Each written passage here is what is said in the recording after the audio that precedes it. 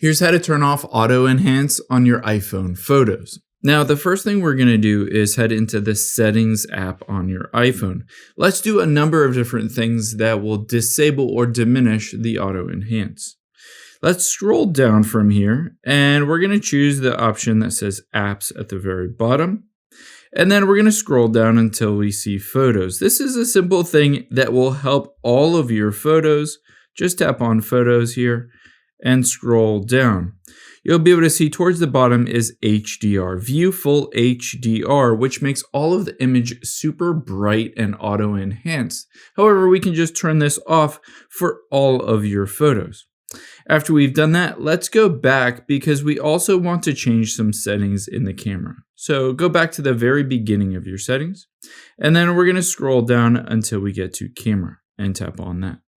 The first thing that I'll have you change is photographic styles. You can see mine is set to bright. This will essentially alter or change the photos as you're taking them, and it will process them afterwards and add a filter or a different look to them.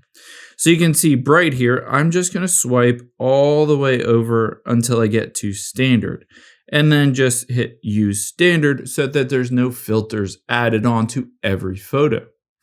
After I've done that, let's scroll down a little bit and let's tap on formats under recorded sound.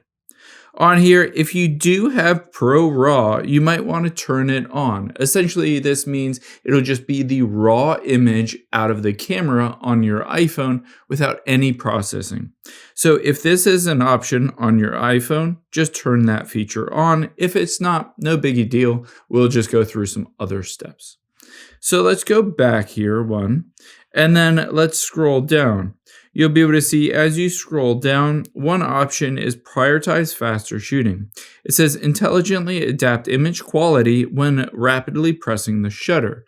Essentially, we're going to turn this off because this will alter your image by processing a bit differently just to prioritize so that it can take a quick image. And we want to turn that off.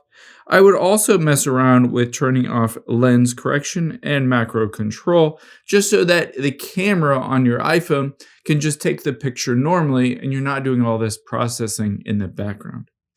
The last thing I would recommend doing is if you took a photo, for instance, let me use this one, and you see the live option at the top left, that means it's a live photo and it actually took a number of different photos.